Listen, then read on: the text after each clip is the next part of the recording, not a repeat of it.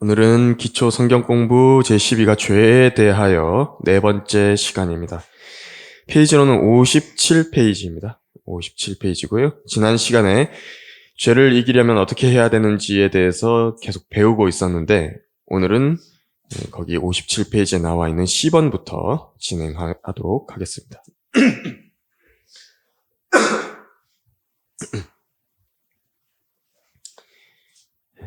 10번에서 죄를 이기려면 이 육신을 위해 계획하지 마십시오라고 했습니다. 로마서 13장 14절이 인용되어 있는데요. 한번 펴보시겠습니다. 로마서 13장 14절에서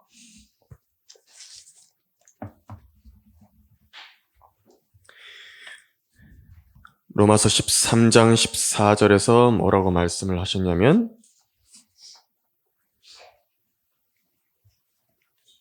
오직 주 예수 그리스도로 옷 입고 정욕을 채우려고 육신을 위해 계획하지 말라라고 말씀하셨습니다. 계속 살펴보고 있지만 정욕이라고 하는 것이 있죠. 이것은 비정상적인 원함을 말씀하는 것입니다. 정상적인 원함이 있고 비정상적인 원함이 있는데 이 비정상적인 원함을 정욕이라고 말합니다. 정욕은 이 육신에 내재해 있는 죄의 본성에 의해서 하나님을 두려워함으로부터 벗어난 그 일을 행하려고 하는데 이를 계속해서 계획을 하려고 합니다.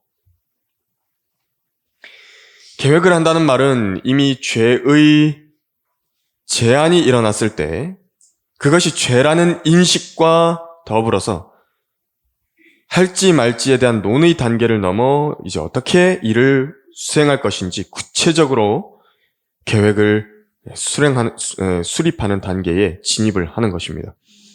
어떤 범죄에 대해서도요, 우발적인 범죄라는 것이 있고 계획적인 범죄가 있죠.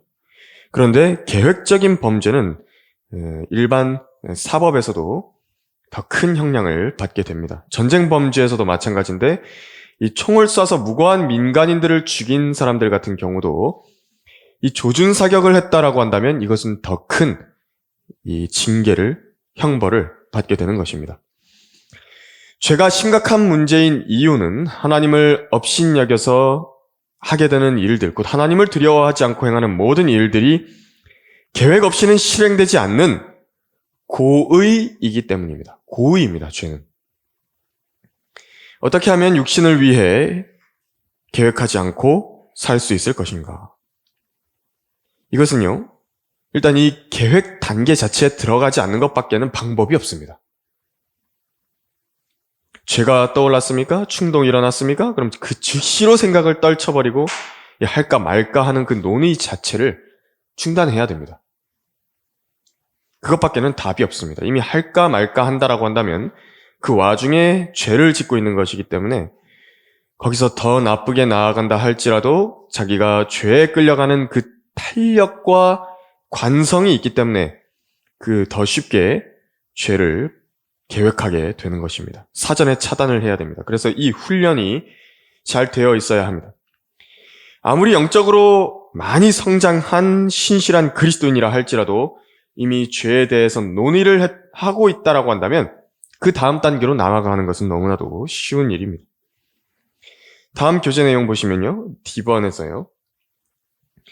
예수 그리스도 안에서 우리가 죽었음을 인지하십시오. 죽은 사람은 죄를 지을 수 없습니다라고 했습니다. 그래서 교재 다음 페이지에 로마서 6장 6절에서 13절이 인용되어 있는 것을 말씀하셨는데 한번 펴보시겠습니다. 로마서 6장으로 넘어가셨어요. 몇 번 계속해서 이 기초 성경 공부에서 함께 살펴봤던 말씀들인 것인데 중요하기 때문에 계속 말씀하고 있는 것입니다. 로마서 6장 6절에서 13절입니다. 우리가 이것을 아나니 곧 우리 옛 사람이 그와 함께 십자가에 못 박힌 것은 그 죄의 몸을 멸하여 더 이상 우리가 죄에게 종노릇하지 않게 하기 위함이니라. 이는 죽은 자가 죄로부터 자유롭게 되었기 때문이라. 이제 우리가 그리스도와 함께 죽었으면 또한 그와 함께 살 줄을 믿으며 그리스도께서 죽은 자들로부터 일으켜지셔서 다시는 죽지 아니하시고 사망이 더 이상 그를 주관하지 못하는 줄 우리가 아노라. 그가 죽으심은 죄에게 단번에 죽으심이요 그가 사하심은 하나님께 사심이라. 이와 같이 너희도 너희 자신을 정령 죄에게는 죽은 자요 예수 그리스도 우리 주로 말미암아 하나님께는 산 자로 여기라.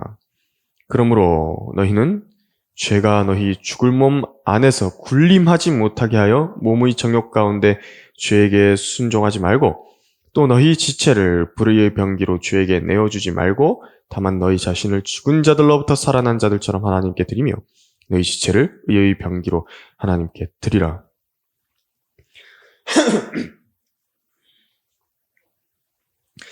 여러분들께서도 그 수도원 같이 고립된 종교적 장소에 들어가서 수행하는 사람들에 대해서 들어보신 적이 있으실 것입니다. 불교에서는요, 중들이 면벽수련이라 해서 마음을 비우고 외부 자극 자체를 차단하는 방법을 써서 보통 사람들과 다른 수행의 경지에 다다른다고 합니다.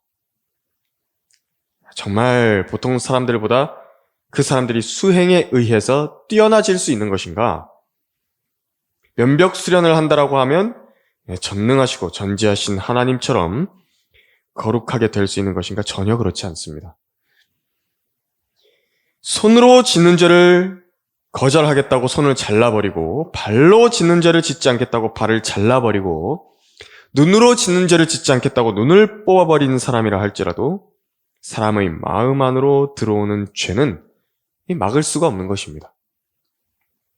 여전히 죄가 그 사람 안에 거하는 것인데 마음과 생각으로 죄가 들어올 때는 그러면 도대체 무엇을 잘라버려야 되는 것입니까? 죽는 것밖에는 방법이 없는 것입니다. 하나님께서 한번 타락한 인간의 본성을 어떤 물리적인 수술과 장치, 격리를 통해서 제어할 수 없다는 것을 아셨기 때문에 한 가지 방법을 제시하신 것인데 그것이 지금 로마서 6장에 나오고 있는 죽음입니다. 성령에 의해 예수 그리스도 안으로 잠겼을 때 그분과 하나가 된 사람이 그분과 같은 죽음으로 죽게 됐다라고 말씀하신 것인데 우리 개인이 이미 2000년 전 십자가 위에서 죽은 것이라고 아주 강조해서 반복해서 말씀하시는 것입니다. 이 점을 확실히 알고 실제적으로 자기에게 적용하는 사람이 죄로부터 승리하게 되고 거룩하게 됩니다. 누가 어떻게 이 사실을 더 실제적으로 받아들이느냐? 이것이 죄를 줄여나가는 아주 매우 큰, 매우 중요한 포인트가 되는 것입니다. 누가 여러분의 마음을 두드립니다. 벨이 눌립니다. 인터폰이 이렇게 울려가지고요. 거기서 이제 화면으로 이렇게 탁 확인을 했는데 그 확인하기 전까지는 누구인지 모르죠. 벨을 눌렀는데 봤습니다. 근데 화면을 보니까 죄입니다. 근데 죄가 말을 꺼내기도 전에요. 당신이 찾는 사람은 이미 죽었다고, 여기 안 산다고, 오래전에 사망신고를 끝냈다라고 말하고 바로 인터폰을 말도 안 듣고 그냥 꺼버리는 것입니다. 예전에 죽은 사람을 찾는데 내가 응답할 필요가 없는 것입니다.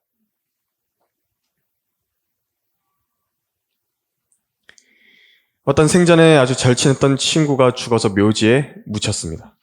그 친구와 이전에 나쁜 일들을 많이 즐기던 여러 친구들이 찾아왔습니다. 그 묘지 앞에 찾아와서 애통한 마음으로 애도를 하고 노래를 부르면서 함께 자주 즐기던 술을 가져와서 그 앞에 진열해 놓고요. 좋아하는 음식들도 싸와서 그 앞에 내려놨습니다. 그리고 그것들을 함께 먹으면서 그 친구들이 떠들면서 그 친구가 좋아하던 카드놀이를 그 앞에서 하고 죽은 친구가 잘하던 더러운 농담들을 서로 주고받았고 술을 마시고 취했고 안주를 먹으면서 놀았습니다. 거기에 있던 한 친구가 무덤에 누워있는 시체를 향해서 이와 친구, 자네가 좋아하는 것을 다 가지고 왔는데 이제 그만 일어나서 우리와 함께 놀자. 왜 그렇게 조용히 있는 것인가? 하고 큰 소리로 불렀습니다. 하지만 이미 죽어서 묻혀버린 시체는 더 이상 어떤 반응도 하지 못하고 그 자리에 누워있는 것입니다. 아무리 좋아했던 것이라도 오랜 시간을 함께 했던 것이라도 내가 죽었다라고 한다면 반응할 수가 없습니다. 구원받은 그리스도인은 죄의 제한에 대해서 이렇게 대처하는 것입니다. 그런데 여기서 끝나면 안 됩니다. 죄에 대해서는 이렇게 자신을 죽은 사람처럼 여겨야 되고, 본문에서 말씀하시듯이 반대로 하나님께는 산자로서 자신의 지체를 의의 병기로 하나님께 드려야만 하는 것입니다. 죄의 제한을 거절하면서만 사는 사람은 언젠가 반드시 죄를 반복할 수밖에 없습니다. 수동적인 자세입니다. 그래서 적극적으로 자신의 의를 행하고 의의 종으로서 하나님께서 기뻐하시는 일들을 행하도록 실제로 자기 몸을 써야 하는 것입니다. 그래서 시간이 남는다. 성경을 읽고 기도를 하고 또 하나님께 찬송 드리고 또 그래도 시간이 남는다. 전도지를 들고 나가서 다른 집 앞에다가 꽂아놓고 다른 사람들한테 한두 장씩 주고 관심 있는 사람들한테 복음을 전하고 그렇게 하는 것입니다. 전도지 이렇게 문 앞에다가 꽂는 것은 또 어려운 일도 아니지 않습니까? 산책하면서 그런 일들도 하는 것이고 그렇게 자신의 이 시간을 아주 아름답게 주님 안에서 사용하면 되는 것입니다. 이 전쟁에서 중간지대라는 것은 없습니다. 어줍지 않게 죄를 완전히 버리겠다는 것도 아니고 하나님께 자신을 드려 쓰임받도록 하겠다라는 그런 적극적인 자세도 아니다라고 한다면 그것은 다시 자신이 죄의 종이 되겠다라고 선언하는 것과 같은 것입니다. 그렇게 선언한 것입니다. 교재 다음 내용 보면요. 골로새서 3장 1절에서 10절이 인용되어 있는데 함께 펴보시면요. 골로새서입니다. 골로새서 3장 1절에서 10절입니다. 이 데살로니가전서 앞에 있는데요.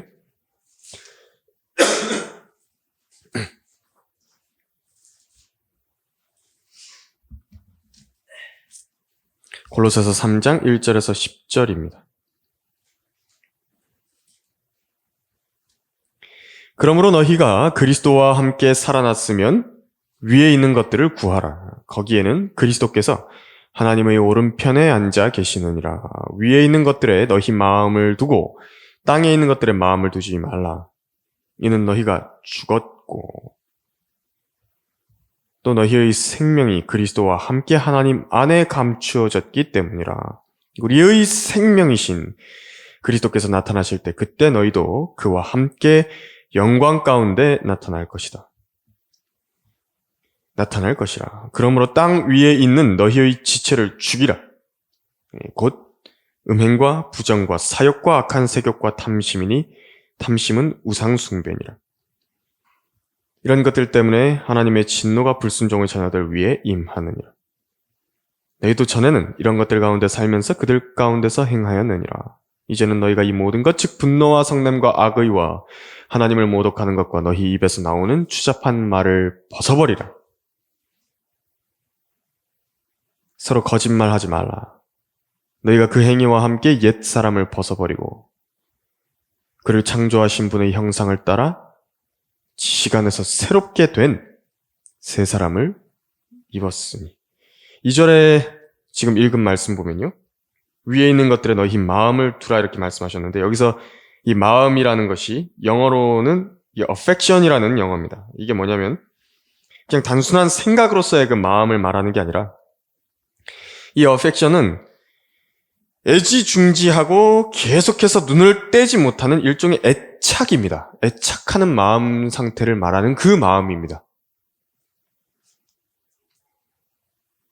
아이들에게는 애착 인형이 하나씩 있는데 어딜 가나 그 인형을 찾습니다. 자기의 마음을 주고 있는 그 인형이 있습니다. 아이들에게 같은 종류의 인형인데요. 몇 개의 같은 종류의 인형이 있다 하더라도 미묘하게 자기가 애착하는 그 인형이 있는데 그 특징을 자기는 다 아는 것입니다.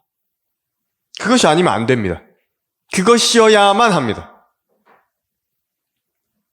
어딜 가나 꼭 끌어안고 다니고요. 잘 때나 일어날 때에 항상 품에 안고 있는 그 모습입니다. 위에 있는 것들에 너희 마음을 두라. 이것입니다.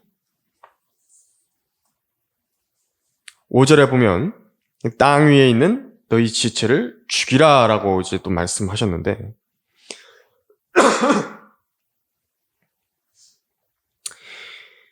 이 말을 잘못 알아듣고 실제 자기 몸을 자해하던 사람들이 금욕주의자들입니다.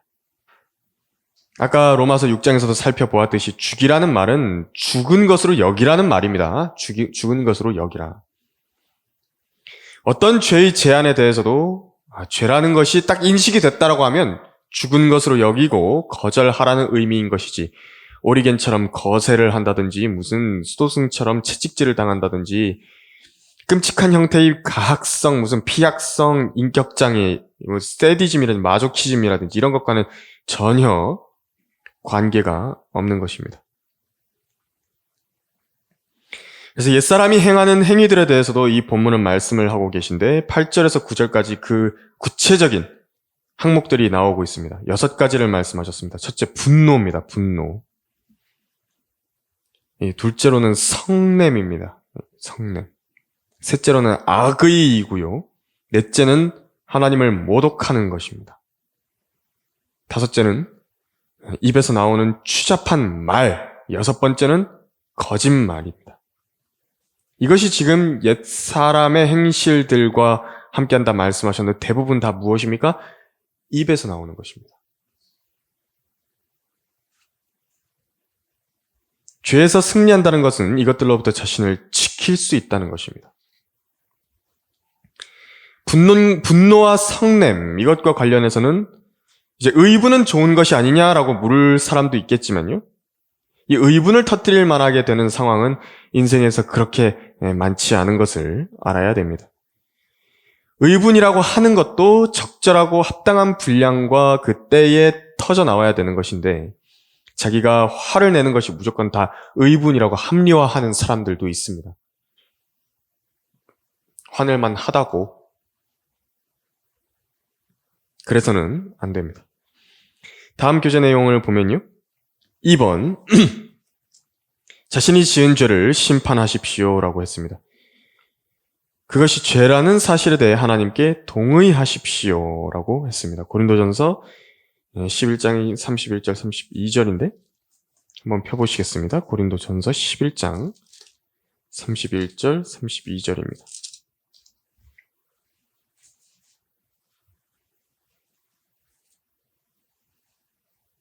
고린도전서 11장 31절 32절에서 만일 우리가 우리 자신을 판단한다면 판단받지 않으리라. 그러나 우리가 판단을 받는 것은 주께 징계를 받는 것이니 이는 우리로 세상과 함께 정죄받지 않게 하려 함이로다. 여기서 판단이라는 말은 이제 심판과 같은 것인데, 그러니까 죄를 잘 이렇게 자신이 제어할 수 있는 것 중에 하나가 징계를 생각하는 것입니다. 자기가 더 죄를 이렇게 더 심한 죄로 나아가지 않게 하기 위한 방법은 이 일을 한 다음에 자기에게 닥칠 이 징계까지도 다 생각을 하는 것입니다. 이제 자기를 심판하고 판단한다. 이것이 지금 31절, 32절에서 언급이 되어 있는 것인데, 하나님의 말씀을 근거로 자기의 행위들을 스스로 달아보는 것입니다. 이게 내가 지금 말씀의 기준에 합당하게 행하고 있는 것이냐? 만일 그렇게 하지 않고 있다라거나 자기가 이것에 대해서 자기 자신을 심판하지 않고 있다라고 한다면 주께 판단을 받을 것이다. 이렇게 말씀하셨습니다. 주께 징계를 받을 것이다. 주님께로부터 심판을 받게 되는 것인데, 여기서의 심판은 그리스도의 심판석에서의 그 심판이라기보다는 징계를 말하는 것이 분명합니다. 왜 자신을 먼저 하나님 앞에 진지하게 돌아보고 심판해야 되는 것인가? 그것은 우리의 징계를요, 받지 않게 하거나 수준을 낮추게 하기 위함인 이유도 있습니다. 자기 마음을 찢고 철저하게 엎드려서 하나님 앞에 자백하고 자기 죄에 대해서 자신이 심판을 한 사람 같은 경우에는 아버지 하나님의 그 죄에 대한 징계가 철회되거나 연기되기도 하는 것입니다. 죄를 이기는 방법 중에 하나는 이렇듯 진지한 자기 자신의 죄에 대한 심판을 해서 그것을 기억하게 되는 것입니다. 자기 자존감을 깎아내리라든지 가스라이팅을 하라, 그런 말은 아닙니다. 그런 의미가 아닙니다. 이미 우리는요, 우리 자신이 처절한 죄인이라는 것을 알고 예수님을 구주로 영접했기 때문에 내 존재 자체에 대한 회개는 이미 구원받을 때 했고요. 그 구원에 이르는 회개는 이미 끝난 것이고 지금 이 고린도전서의 말씀은 자신들이 한 일들에 대해서 판단하는 것을, 심판하는 것을 말하는 것입니다. 한 일들에 대한 심판입니다. 특히 고린도전서 지금 11장에서 다루고 있는 것이 주의 만찬에 관한 부분이었죠. 그래서 이제 하나님의 교회를 무시하고 주의 몸을 분별하지 못한 채로 다른 성도들을 무시하면서 먹고 마신 자들의 이 행위에 대해서 자기들 스스로를 심판하라. 그 맥락에서 나온 말씀입니다. 다음 교재 내용 넘어가면요. 하나님께 죄들을 자백하라고 F1에서 말했습니다. 이 부분은 지난 시간에도 다른 부분이기 때문에 이것은 넘어가겠습니다.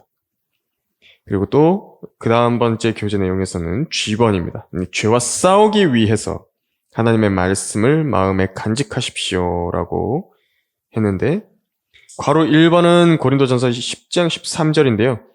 약간 인용이 조금 잘못된 구절이라 다루지 않겠습니다. 이것은 지금 죄의 유혹이라는 시험을 다루는 말씀은 아니고요. 이것은 믿음의 시련을 다루는 구절입니다. 그때에 피할 길을 주신다는 것이죠. 죄의 유혹과는 별로 관계가 없습니다. 죄에 대해서는 자기가 피해야 됩니다. 넘어가서 2번 보면요. 2번 괄호. 피할 길은 시편 119편 9에서 11절에서 발견할 수 있습니다. 라고 했습니다. 시편 119편 9절에서 11절. 그것은 바로 하나님의 말씀입니다. 라고 했는데 너무 당연한 말입니다. 시편 119편 9절에서 11절을 펼쳐보시면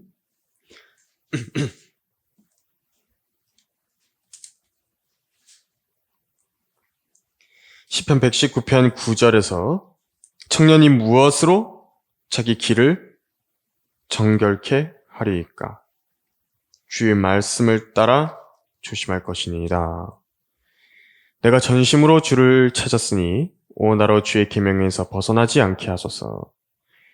주의 말씀을 내 마음에 간직하였으니 이는 내가 주께 범죄치 아니하려 함이니이다. 젊은 세대들이 자기 개발이라 그래가지고 자기 개발을 위한 여러 가지 서적들을 그렇게 이제 서점이나 이런 데서도 많이 찾아서 읽습니다. 그래서 유명한 사람들, 아주 세상에서 성공했다는 사람들이 어떻게 자신들의 생활을 잘 정돈하고 하는 것을 그런 책들에서 찾아보지만 성경은 청년이 무엇으로 자기 길을 정결케 하냐고 말씀하셨을 때 주의 말씀을 따라 조심하라고, 성경을 따라 조심하라고 말씀하고 있습니다. 그래서 성경을 많이 읽고 묵상하고 암송하는 사람, 이 사람이 죄를 덜 짓게 됩니다. 지금 이 말씀에 따르면 그렇습니다. 이 구절은 난해한 말씀이 아닙니다. 실행의 문제입니다. 내가 얼마나 집중해서 한글 킹제임스 성경을 읽었느냐, 그것에 따라서 죄를 짓는지 아닌지 그것이 결론 낸다는 것입니다. 내가 여기 기록된 말씀 한 구절 한 구절을 얼마나 마음에 간직하느냐에 따라서 범죄하는지 안 하는지가 정해지는 것입니다. 나는 왜 자꾸만 죄를 짓는 것인가? 왜 자꾸만 죄에 넘어지는 것인가? 왜 자꾸만 같은 죄를 반복하는 것인가? 다른 이유 없습니다. 성경에다가 시간을 안 써서 그렇다고 지금 이 말씀은 말하고 있는 것입니다. 에이, 성경을 가까이 한다고 해서 하는 그런 시간들이 늘어난다고 해가지고 직접적으로 죄와 어떤 상관관계를 갖느냐, 그렇게 자신이 체감하지 못할지도 모르겠습니다. 그렇지만 분명히 다르다는 것입니다. 하나님께서 거짓말 하시겠습니까? 지금 이 말을 믿는 것인지 아닌지를 자기 자신한테 물어봐야 됩니다. 내가 진짜 이 말을 믿는 것인가? 하나님의 말씀을 많이 읽고 내 안에 간직한다라고 한다면 내가 죄를 안 짓게 된다라고 하는데 내가 정말 이 말을 믿는 것인가?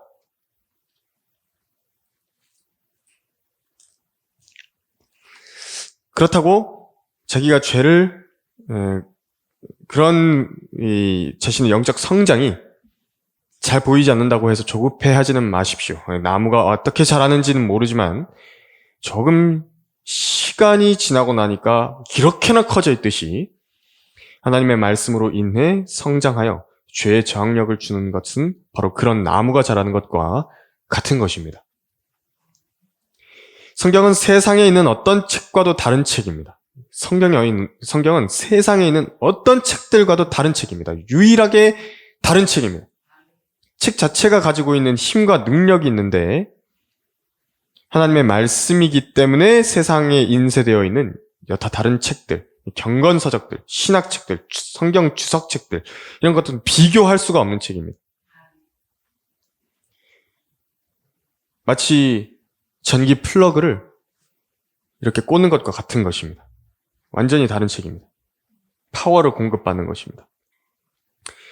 성경에 자신을 오랜 시간 노출시키고 진심으로 읽고 마음에 새기는 사람들은 성경이 그 사람을 지켜주는 것인데 지나고 보면 이제 알게 됩니다.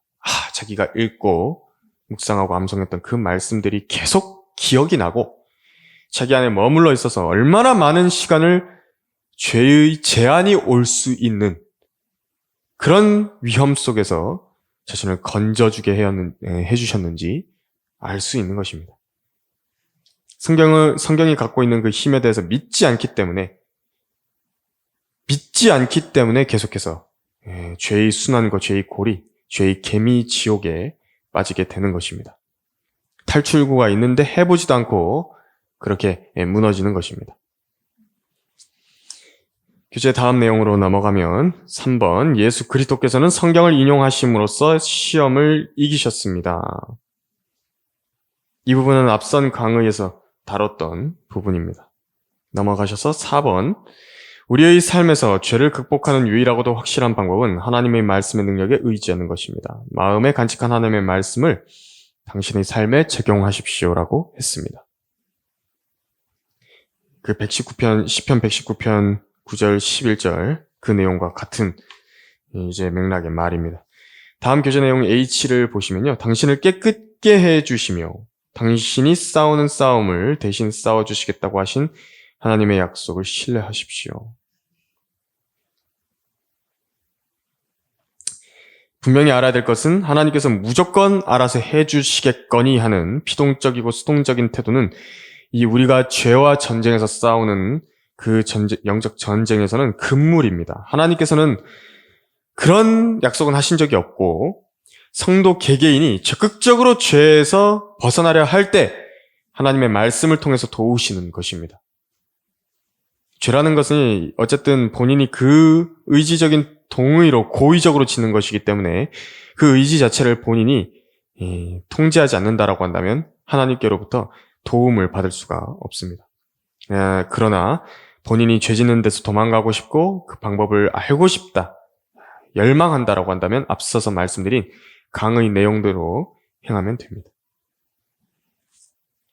교재 내용 I를 보시면요. I번 성령님의 능력 가운데 행하십시오라고 말했습니다. 이 부분도요. 사실 이미 말씀드린 강의 내용과 중복입니다. 이 성령님의 능력 가운데 행한다, 성령을 따라 행한다 이런 말씀 많이 성경에서 들어보셨을 것인데 이 말은 무슨 초자연적인 능력이 갑자기 자기 안에 부어내려져서 감정적으로 뜨거워지고 날아갈 것 같고 드라마틱한 변화에 의해서 죄에서 승리하게 된다는 그런 말은 결코 아닙니다. 성령을 따라 행한다는 말, 성령의 능력을 따라 행한다는 말은 하나님의 말씀을 따라 행한다라는 것과 동의어입니다. 그 똑같은 말입니다. 표현이 다를 뿐인 것이죠. 성경에 기록된 말씀들의 통제를 받는다는 말이 바로 그 I번에서 말하고 있는 성령님의 능력 가운데 행한다, 그 말입니다. 이 성경의 말씀들이 순수해야 됩니다. 변개되지 않았어야 되고 하나님께서 자신의 모국어로 자기에게 가장 적절하게 이해할 수 있는 그 말씀을 주셨다. 이것이 바로 하나님의 말씀이다라고 믿는 성경이 있어야만 됩니다. 성령께서 직접 승인하신 하나님의 영감으로 주어주신 말씀, 그 말씀이어야만 가능한 것이고 우리에게는 한글 킹제임스 성경을 주셨습니다. 성경을 가까이 하고 그 말씀을 지키기 위해 애쓰는 사람에게서 나타나는 열매와 종교인들의 일들이 얼마나 차이가 나는지가 갈라디아서 5장 16절에서 25절까지 인용이 되어 있는 것인데요. 한번 펴보시겠습니다. 갈라디아서 5장 16절 20절입니다. 육신의 일들과 성령의 열매에 대한 구절입니다. 종교인들이 행하는 일들이 있고 또 이 하나님의 말씀의 통제, 성령을 따라 행한다는 사람들이 맺게 되는 열매에 대해서 나와 있는 말씀입니다. 갈라디아서 5장 16절에서 25절인데 내가 이것을 말하노니 성령 안에서 행하라. 그리하면 너희는 육신의 정욕을 이루지 아니하리라. 하나님의 말씀을 따라서 행하라는 그 말입니다. 성령은 육신은 성령을 거슬러 욕심을 부리며 성령은 육신을 거스르나니 이들은 서로 반목하여서 너희가 하고자 하는 것을 하지 못하게 하느니라. 그러나 너희가 성령의 인도하심을 받는다면 너희는 율법 아래 있지 아니하느니라.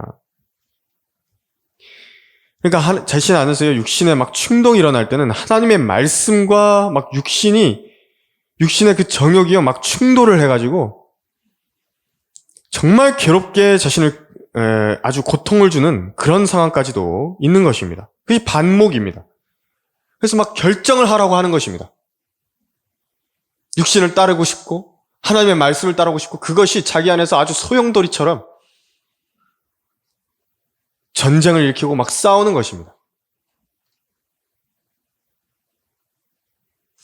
이제 육신의 일들은 분명히 나타나나니 곧 간음과 음행과 더러운 것과 음욕과 우상 숭배와 마술과 원수 맺음과 다툼과 질투와 분노와 투쟁과 분열과 이단들과 시기와 살인과 술 취함과 흥청거림과 또 그와 같은 것들이라.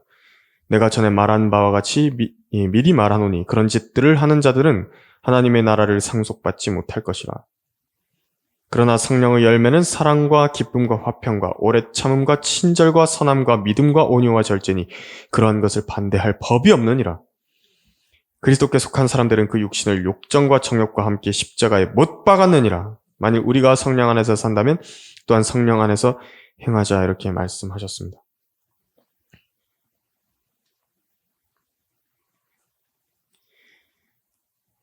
그러니까 종교를 가진 사람들, 그들은 이 육신의 일들을 행하는 것에서 벗어날 수가 없습니다. 종교를 갖고 있다라는 것 그거 자체가요. 얼마 전에 교회에 이렇게 주일에 예배 드리기 위해서 나오고 있는데 횡단보도 앞에서 이제 신호를 좀 기다리고 있었습니다. 허리가 굽은 할머니들이 이제 밀고 다니시는 이런 바퀴 달린 작은 의자 같은 것이 있지 않습니까? 그래서 이렇게 밀고 이렇게 부축해가지고 걸어가는 건데 앞서서 할머니가 걷고 있었습니다. 근데 그 뒤에서 이제 좀 떨어진 거리에서 그분의 딸 같은데 아마 보기에는 한 50대, 60대 정도 돼 보이는 아주머니 한 분이 신호등 앞으로 함께 걸어오고 있었습니다. 좀 멀찍이 떨어져서 걸어가더라고요. 근데 그분들이 이제 옷을 입은 걸 보니까 아주 좋은 옷을 잘 차려입었습니다. 좋은 가방을 이렇게 가지고요. 잘 단장을 하고 교회에 가는 것 같이 보였습니다. 그런데 그 딸 같아 보이는 분이요. 할머니가 횡단보도 앞에서 이렇게 천천히 가다가 잘 멈추지를 못하시니까 뒤에서 보다가 이제 뛰어와가지고요. 신경질적으로 이렇게 팔을 확 낚아채가지고 아주 짜증스러워 하면서 끌어당기는 걸 봤습니다. 할머니가 막 이렇게 휘청휘청 하면서 막 넘어질 뻔한 것입니다. 둘은 서로 그 빨간불에 횡단보도 앞에서 서가지고요. 서로 노려보고 쏘아보고 있는 것을 제가 옆에서 그 장면을 지켜봤습니다. 딸은 나이든 그 어머니를 성가셔하는 것 같아 보였고 할머니도 화가 많이 난 것처럼 보였습니다. 두 사람 사이에 그 앙금과 다툼이 오래전부터 엄청 쌓였었던 것이구나 하는 생각이 들었던 것인데 저런 상태로 교회라는 곳에 가가지고 교회도 아니지만요. 종교 생활하는 게 뭔 의미가 있나? 마음에 그런 생각이 들었습니다. 육신의 일들입니다. 종교는 그걸 없앨 수 없습니다. 첫째로 자기가 은혜로 구원받은 사람이 맞는지 거듭난 사람이 맞는지 확인해야 되고 진리, 곧 올바른 성경을 통해 이 성령을 따라서 살도록 해야 됩니다. 이 종교적인 위선 이것만큼 가증스러운 것은 없죠. 여기까지 하고요. 다음 시간에 더 이어서 보겠습니다.